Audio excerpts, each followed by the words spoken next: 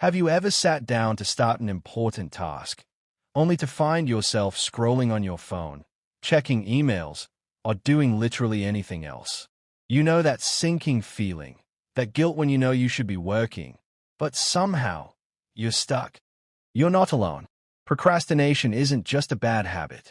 It's a sneaky, science-backed trap that messes with your focus, your grades, and even your confidence. The weird part, most people know they're procrastinating, but don't know how to stop. And if you've ever promised yourself, "I'll start tomorrow," only for tomorrow to turn into next week, you know exactly how frustrating it can feel. Today, we're going to fix that. In this video, I'm sharing 5 science-backed habits used by top students, people who consistently get work done, stay ahead, and somehow still have time to breathe. These aren't vague tips like just be disciplined. We're talking real, actionable techniques that work with your brain, not against it.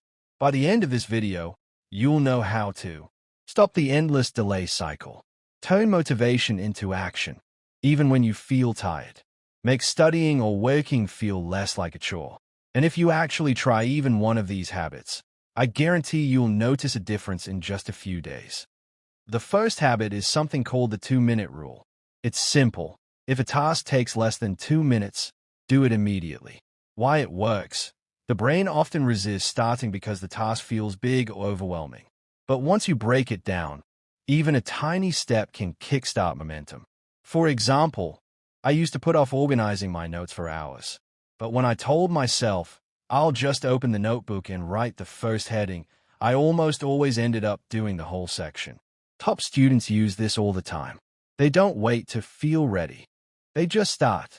Pitfall: don't get trapped in only doing 2-minute tasks.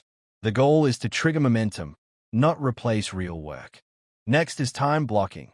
Basically, scheduling your day in chunks dedicated to one task at a time. Instead of saying, "I'll study sometime today," you say, "From 3 p.m. to 4 p.m., I will focus on Chapter 3 of biology." Why it works? Our brains are terrible at multitasking. Blocking time forces your mind to commit to one task without guilt or distraction. A mini story. I had a friend in university who would leave tasks for later, thinking she'd find time eventually. Once she tried time blocking, she went from cramming at 11 p.m. to finishing work comfortably before dinner. Her stress dropped immediately. Pitfall: avoid overscheduling. Leave small gaps for breaks. Otherwise, time blocking can feel like a prison. If you've never tried the Pomodoro technique, it's a game changer. Here's how it works. You set a timer for 25 minutes, work with full focus, then take a 5-minute break. Repeat. After 4 cycles, take a longer 15 to 30-minute break. Science shows our brains can maintain deep focus for short bursts much better than long, unbroken sessions. It also reduces decision fatigue because you're committing to just 25 minutes. Example: I used to procrastinate writing scripts for hours, staring at a blank screen. When I switched to Pomodoro, those 25-minute bursts made writing feel manageable. Soon, an hour-long task felt like nothing. Pitfall: don't skip breaks. Short rests are essential. Otherwise, you risk burnout. Progress and micro wins intro. Humans are wired for visible progress. That's why tracking your work and celebrating micro wins is so powerful. Even small things, checking off tasks on a to-do list, moving sticky notes on a Kanban board, give your brain a hit of dopamine. That reward keeps you motivated to continue. Mini story. One of my classmates used a giant whiteboard for her assignments. Each completed task got a big check mark. Just seeing her progress made her keep going, even when she was tired. Tip: break big tasks into chunks.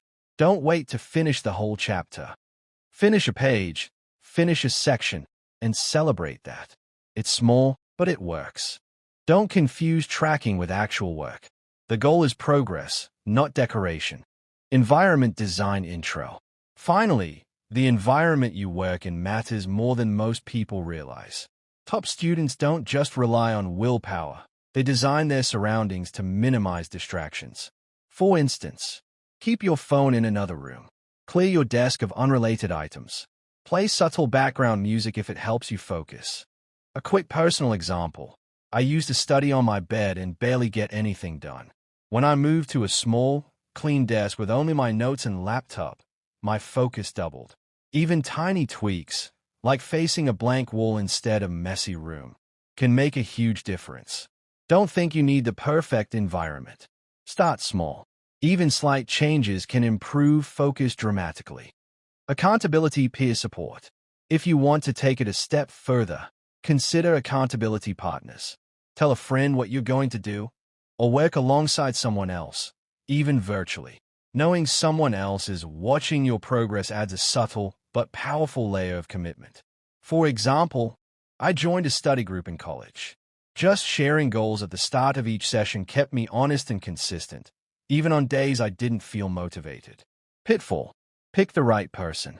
Someone too casual won't help, and someone too strict can add stress. Balance is key. 1. 2-minute rule. Start small to beat resistance. 2. Time blocking. Schedule your tasks in chunks. 3. Pomodoro technique. Work in focused, manageable bursts. 4. Visual progress and micro wins. Track and celebrate small achievements. 5.